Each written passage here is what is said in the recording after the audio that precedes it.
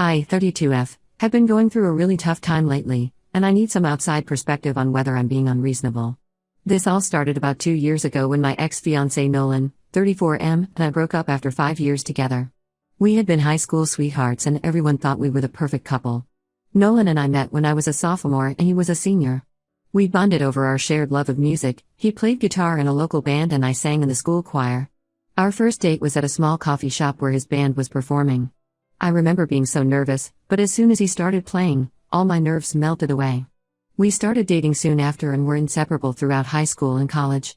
After graduation, we both got jobs in our hometown and moved in together. Everything seemed perfect. We had a cute little apartment, adopted a dog together, and started talking about marriage. Nolan proposed on our 5-year anniversary during a weekend trip to the beach. I was over the moon and immediately started planning our dream wedding. But about 6 months into our engagement, things started to change. Nolan became distant and moody. He was staying out late with his friends more often and picking fights over little things. I tried to talk to him about it, but he just said he was stressed about work. I figured it was just cold feet and tried not to worry too much. Then one day, out of the blue, Nolan sat me down and said he wanted to break off our engagement. He said he had fallen out of love with me and needed to find himself.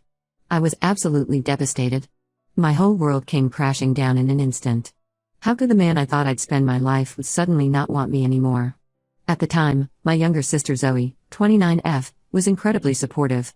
She let me cry on her shoulder for hours and told me I deserved so much better.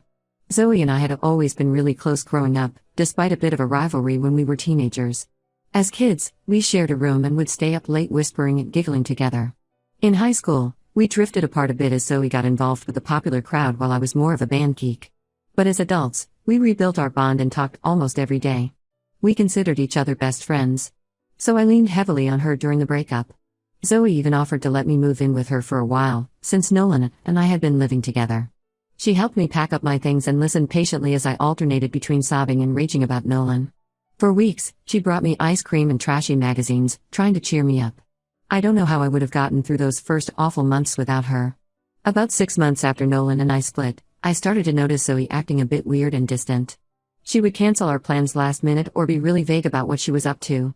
I brushed it off at first, figuring she was just busy with work. Zoe had recently gotten a big promotion at her marketing job and I knew she was putting in long hours. But then mutual friends started making comments about seeing Zoe and Nolan together around town. At first I didn't believe it, surely my own sister wouldn't betray me like that. But the comments kept coming. Someone saw them having dinner at a romantic restaurant. Another friend swore they were holding hands at the movies. When I confronted Zoe, she initially denied it. She got defensive and accused me of not trusting her. But after I kept pushing, she finally admitted that she and Nolan had started dating. She swore it had just happened naturally and that she never meant to hurt me. But I was too shocked and hurt to really process what she was saying. I was absolutely blindsided and felt so betrayed. How could my own sister do this to me? She knew how devastated I had been over the breakup. All those times she had comforted me and badmouthed Nolan, had she been lying?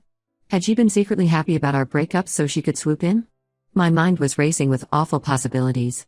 I told Zoe I never wanted to speak to her again and blocked her number. Our parents tried to mediate and get us to reconcile, but I refused. I was just too hurt. Every time I thought about Zoe and Nolan together, I felt physically ill. It was like losing my fiancé and my best friend all at once. The next year or so was really tough. I threw myself into work, picking up extra shifts at the family business to stay busy. I also started volunteering at an animal shelter, which helped take my mind off things. But I felt so alone. Zoe and I had shared all the same friends, so I withdrew from a lot of those social circles to avoid running into her or Nolan. I tried dating a bit, but my heart wasn't in it. I couldn't shake the feeling that I'd never be able to trust anyone again after such a huge betrayal. How could I open myself up when the two people closest to me had hurt me so deeply? Fast forward to now, almost 2 years later. I got a wedding invitation in the mail last week. Zoe and Nolan are getting married. I was shocked they would even invite me after everything.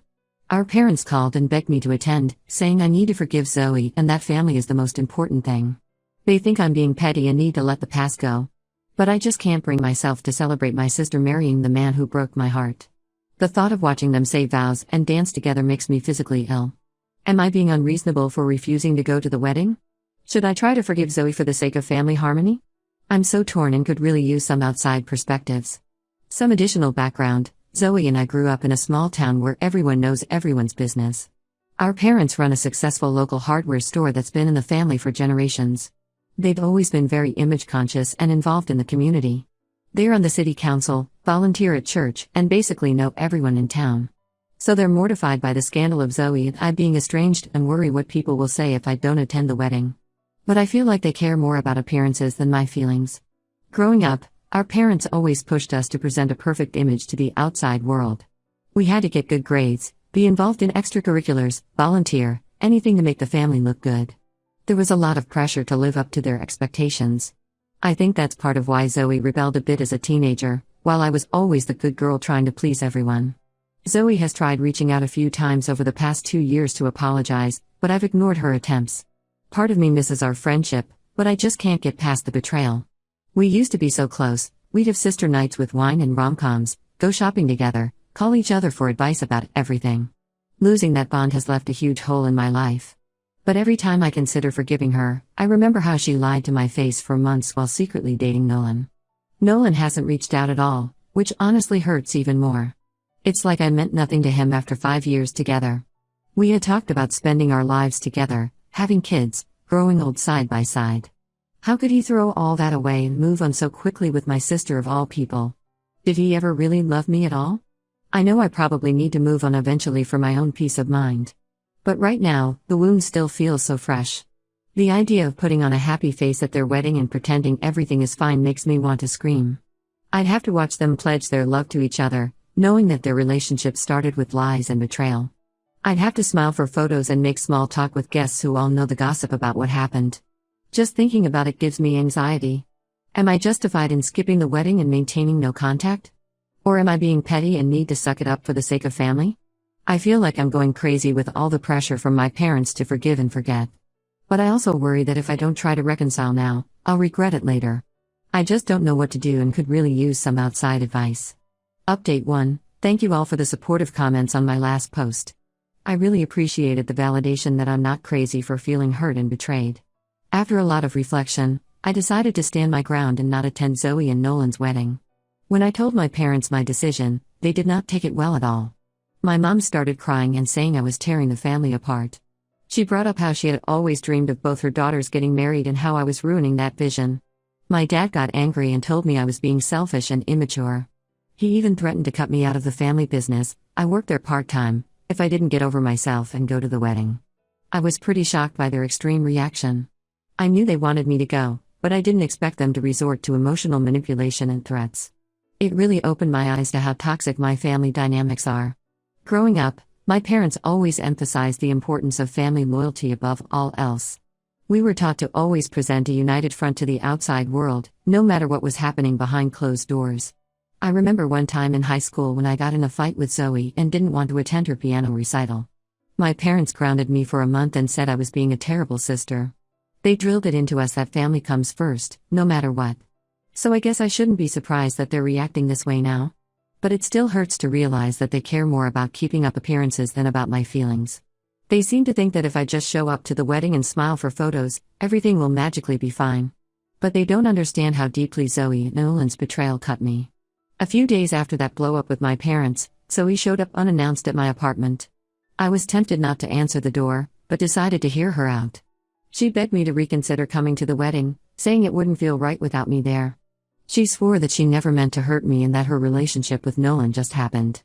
Zoe tried to reminisce about our childhood and all the good times we've shared. She brought up how we always said we'd be each other's maids of honor someday. But all I could think about was how she had betrayed my trust and stolen the man I thought I'd marry. I told Zoe that while I appreciate her apology, I'm just not in a place where I can celebrate her marrying my ex. I said I hope she can respect my decision and give me space. She got upset and accused me of being selfish, saying I was ruining her special day. We ended up in a shouting match before I asked her to leave. The whole situation has been so draining. I'm starting to wonder if I should just give in and go to the wedding to keep the peace. But at the same time, I feel like that would be betraying myself and my own feelings. I'm feeling really alone and conflicted right now. I've been thinking about moving away to get some distance from all the drama. There's a job opportunity in another state that I've been considering. It's a marketing position at a nonprofit organization that does wildlife conservation work. I've always been passionate about animals, so it could be a great fit. Plus, it would get me away from the pressure cooker of my small hometown where everyone knows our family's business. But the thought of leaving everything familiar behind is scary too. This town is all I've ever known. My whole life is here, my job, my friends, my volunteer work at the animal shelter. Starting over somewhere new would be a huge change. And part of me worries that if I leave, I'll be letting Zoe and Nolan win somehow. I've also been struggling with loneliness lately. Most of my close friends were mutual friends with Zoe, so I've withdrawn from a lot of those social circles. I threw myself into work for a while, but that's not really fulfilling. I've tried joining some meetup groups to make new friends, but it's hard to open up to people when I'm still dealing with all this family drama. There's also the issue of the family business. I've worked there part-time since high school and always assumed I'd take it over someday. It's been in our family for generations. If I move away, I'd be walking away from that legacy. I know my parents would see it as a huge betrayal. But at the same time, the thought of being tied to this town and this drama forever makes me feel trapped. I'm just so torn about what to do. Part of me wants to stand my ground and not let Zoe and Nolan's actions drive me away from my home. But another part craves a fresh start where I'm not constantly reminded of the betrayal. I don't know if I'm strong enough to stay here and deal with the fallout of skipping the wedding. Has anyone else dealt with family estrangement? How did you handle the pressure to reconcile before you were ready? I could really use some advice on setting boundaries and taking care of my own mental health in all of this. I feel like I'm at a crossroads and whatever I decide will shape the course of my life going forward. Update 2. Things have escalated even further since my last update. I thought long and hard about the job opportunity in another state and decided to go for it. I figured some distance would be good for my mental health and help me get a fresh perspective. When I told my parents about my plans to move, they completely flipped out. My dad accused me of abandoning the family and said I was ungrateful after everything they've done for me. He brought up how they had paid for my college education and helped me get established in my career. My mom guilt-tripped me, saying I was breaking her heart and that she'd never forgive me if I moved away. Their reaction just reinforced that I'm making the right decision in leaving. I realized how enmeshed and codependent our family dynamics are. It's not healthy for grown adults to try to control their children's lives like this. I spent the next few weeks quietly making arrangements for the move. I gave notice at work, started packing up my apartment, and made plans to rehome my pets with a friend temporarily until I got settled in the new city. It was bittersweet going through all my belongings and deciding what to keep or donate. So many things held memories of my life with Nolan or times with Zoe. But it also felt cathartic, like I was shedding my old life to make room for something new. Word spread quickly through our small town that I was leaving. I got a lot of concerned calls and messages from family friends asking if everything was okay. It was awkward trying to explain the situation without badmouthing Zoe or airing all our family's dirty laundry. I mostly just said I was pursuing a new job opportunity and needed a change of scenery. The day before I was set to leave town, Zoe and Nolan ambushed me at my apartment. They said they'd heard I was moving and wanted to clear the air before I left. Nolan actually had the nerve to say he hoped we could all be friends again someday. I lost my temper and told them both exactly what I thought of their actions and their upcoming marriage. I unleashed all the hurt and anger I'd been holding back for the past 2 years. I told Zoe she was a terrible sister for betraying me like that. I reminded Nolan of all the promises he had made about our future together and asked how he could throw that away so easily. I said I hoped they'd be very happy together, but that I wanted nothing to do with either of them ever again. Zoe started crying and Nolan got defensive. He said I was being dramatic and needed to let the past go. That just made me even angrier. I ended up telling them to get out and that I never wanted to see or speak to either of them again. After they left, I broke down sobbing.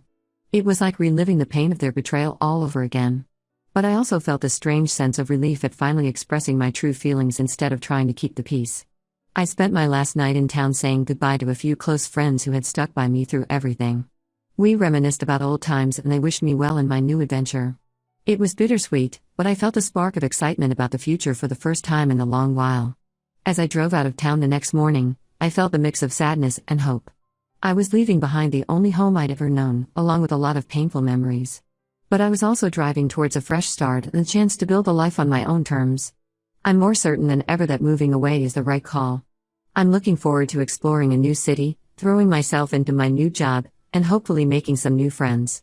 It won't be easy starting over, but I think it's necessary for my healing process. To those who suggested therapy in the comments, thank you. I found a therapist in my new city and have an appointment set up for next week. I'm hoping it will help me process everything and learn to set healthier boundaries. Thank you all for your support through this difficult time. It's meant more than you know. I'll try to update again once I'm settled in my new home. Update 3. It's been about 6 months since I moved away, and I wanted to give a final update. The distance has given me a lot of clarity and perspective on the whole situation with my family. The first few weeks in my new city were pretty challenging. I felt lonely and overwhelmed, doubting my decision to leave everything familiar behind. But as I settled into my new job and started exploring the area, things slowly got better. My coworkers have been really welcoming, and I've even made a few friends through a local hiking group. I've been seeing a therapist regularly and it's been incredibly helpful. We've been working through my feelings about Zoe and Nolan's betrayal, as well as unpacking some of the unhealthy family dynamics I grew up with. I'm learning to set boundaries and prioritize my own well-being. I did end up missing Zoe and Nolan's wedding. My parents tried calling and guilting me into flying back for it, but I stood firm. From what I heard through mutual friends, the wedding was a bit of a disaster. Apparently there was a lot of family drama and people gossiping about my absence. Part of me feels guilty for causing a rift, but I know attending would have been worse for my mental health. I haven't had any direct contact with Zoe or Nolan. My parents still try to pressure me into reconciling, but I've made it clear that I'm not interested in a relationship with either of them right now. Maybe someday that will change, but for now I'm focusing on healing. The new job is going well. It's challenging work, but I find it really fulfilling. I'm learning a lot about wildlife conservation and feel like I'm making a difference. My boss has even hinted at a potential promotion coming up. I'm slowly building a life for myself here. I've joined a book club and started taking a pottery class. I've even gone on a few dates, though nothing serious yet. For the first time in a long time, I feel like I can breathe and just be myself without all the family pressure. That's not to say everything is perfect. I still have moments of sadness and anger over everything that happened. Sometimes I miss my old life and the closeness I used to have with Zoe. The holidays were especially tough being away from family. But overall, I'm in a much better place mentally and emotionally. Moving away was absolutely the right decision for me. I've started thinking about my long-term future here. I'm considering buying a house instead of renting. I might even adopt a dog. I've really missed having a pet. It feels good to be making plans and looking forward to things again. As for my relationship with my parents, it's still complicated. We talk occasionally, but there's a lot of tension. They're struggling to accept that I've built a life without them.